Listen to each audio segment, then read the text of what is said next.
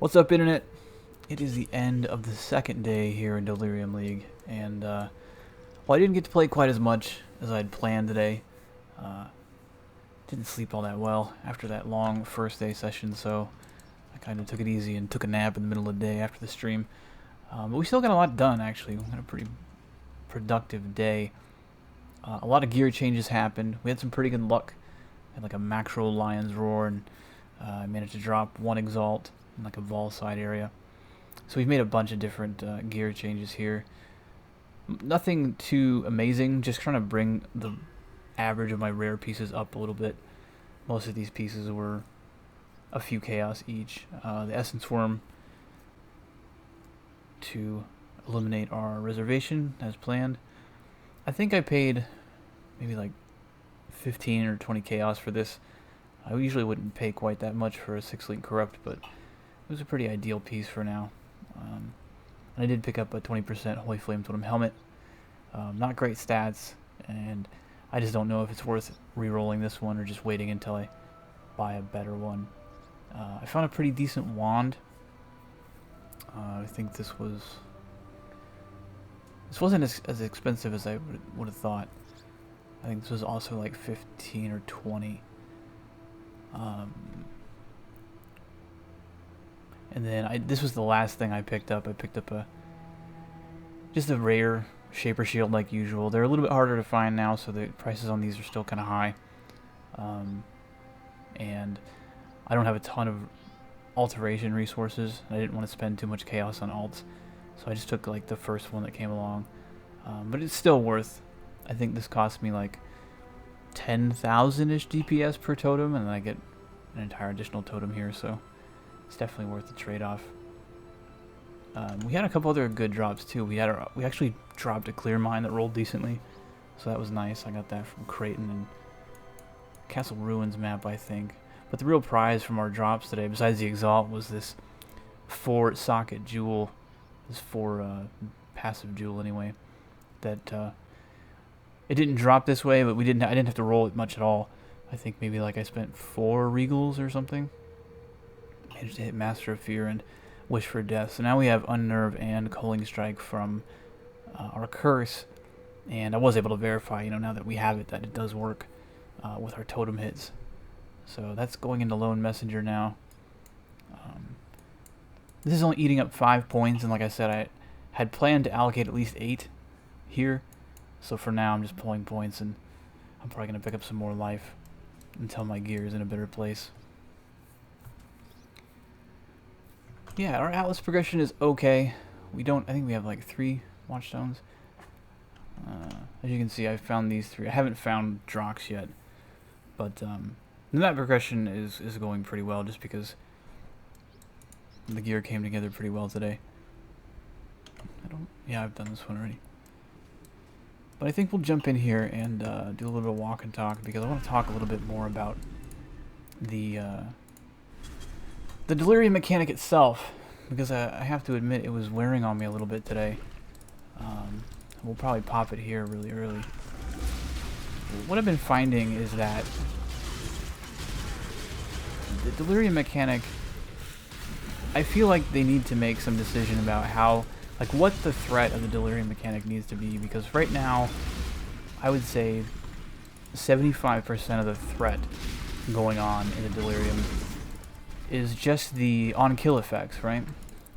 A lot of these on-kill effects have big wind-ups, but they have insane range and pretty big AoE, depending on which one it is, right? And so, what'll happen is you'll start clearing, as we'll see here. If I can actually touch it.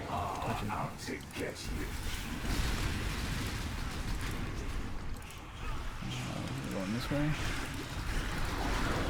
And once you start moving, right, and you know that the fog is going to start moving too, you're trying to maintain some forward progress, right?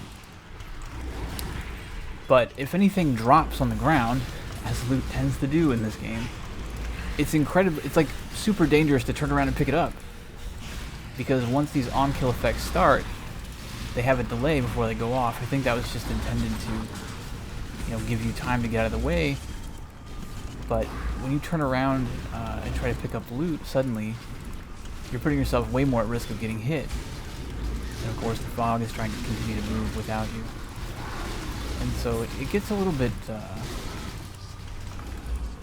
annoying sometimes when you're just trying to like stop and pick up something really quick, and you can't because you can see that there's like 4 or 5 of these AoE effects about to go off, and if you do,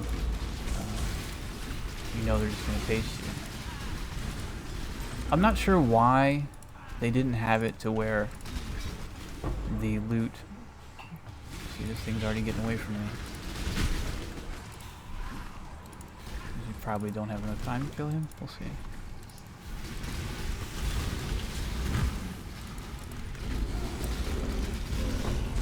Okay, we got it. But yeah, as you saw, like when we came into this boss encounter, there were like 4 or 5 of these wind-up AoEs. And that seems to be the bulk, right? Between it's either on kill or these sort of apparition-style area attacks that happen when you aggro monsters, but they don't seem to actually be attached to the monster, right? So you can't even really like crowd control them or shatter them or stop these effects from taking place because they're not actually linked to the monster. Like if you pay attention when you're in a delirium, you'll sometimes see the rares will, when you aggro them, the rare will actually stop as if the rare got like self-stunned while this apparition attack goes on. So it doesn't really matter what you do to the rare because the rare is not doing anything anyway. You know, you can't freeze them or shatter them. And I think that's actually going to hurt the value of freezing pulse quite a bit in this kind of league. But I also have to say it feels like this mechanic is probably scaling a little bit too harshly at the low level. You've probably read a lot of complaints about this mechanic already, right? About how, you know, maybe overtuned it is. And while I think that's probably true, it feels to me like this kind of hectic gameplay and threat would sort of be okay at the higher end, like in red maps. But the fact that it's happening in like tier 1 and tier 2, tier 3 maps, seems a little bit egregious to me.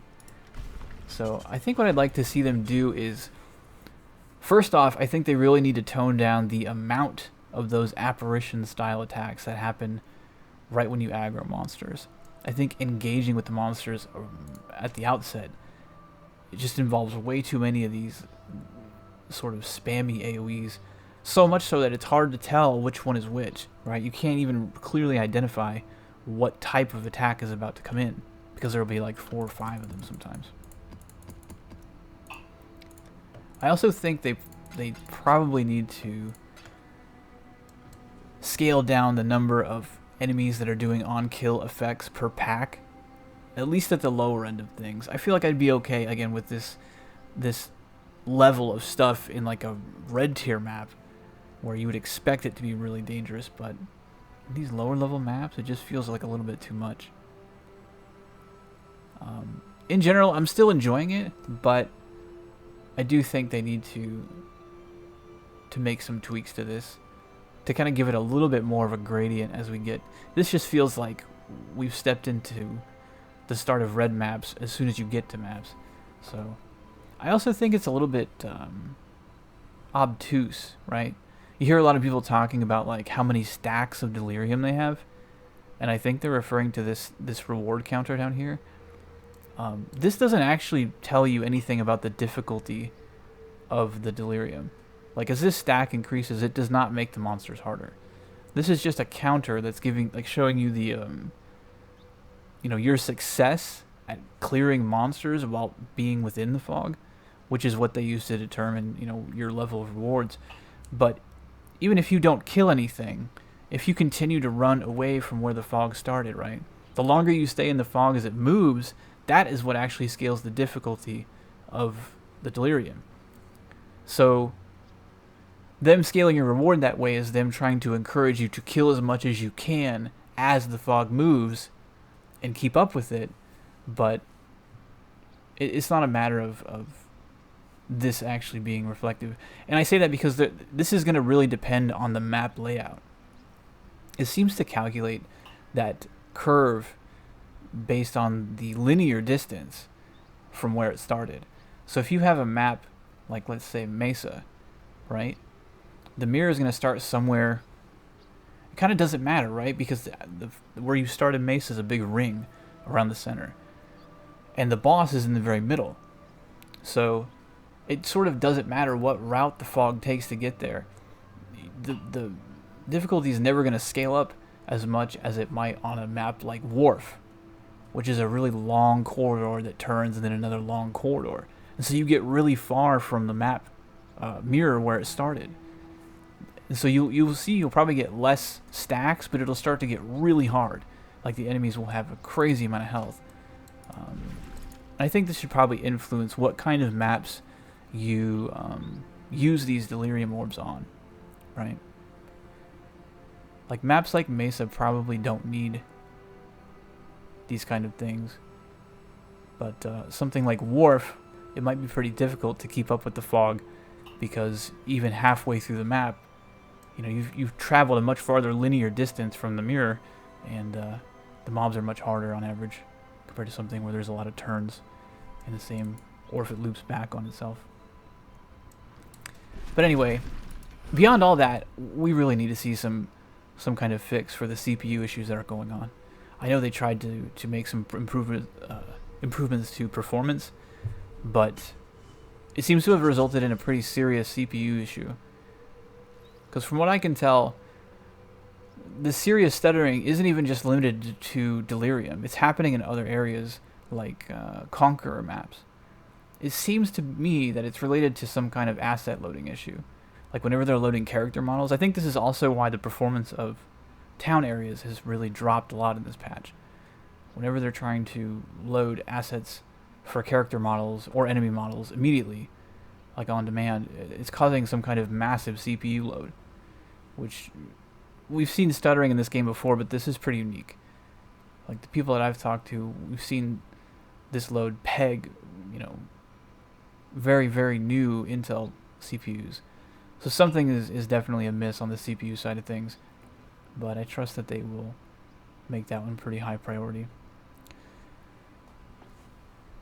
Anyway, as far as the Holy Flame goes, everything's going pretty smooth. What are we up to on DPS anyway? 136 tooltip per totem. And these things are at 51. Now I'm not sure, somebody mentioned this on a YouTube comment, I think on my last video. When you have this multiple totem setup, I'm not sure if these two totems fight each other for which wave is active in the Wave of Conviction. Like when the first one and the second one fires, one of them must have fired. You know, we'll sort of nullify the other one and give it a forced min travel time, because only one Wave of Conviction is supposed to be out at a time. To be honest, it kind of doesn't matter in the sense that we're mostly using this for debuffing purposes. So the fact that even if it was only doing half of the damage that we'd expect for two totems, I think that's perfectly okay. Any kind of damage it's doing is pretty free, so I wouldn't worry about that too much. Anyway, I think hopefully tomorrow we'll get much more playtime in. Hopefully we'll get ourselves through most of the yellow maps, because I think at this gear level we shouldn't have too many issues plowing through all the yellow maps and getting into reds, and start collecting our watchstones and currency so we can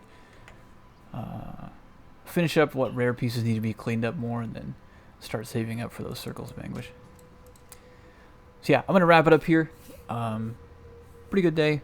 Hopefully we'll see some bug fixes start to roll in from grinding gear. I think tomorrow's actually Monday for them, so I suspect they'll be working on it soon. As usual, thanks to everybody who stopped by the stream. And if you want to come by yourself, you can find me at twitch.tv/WallachTV. And I'll see you guys tomorrow. Peace.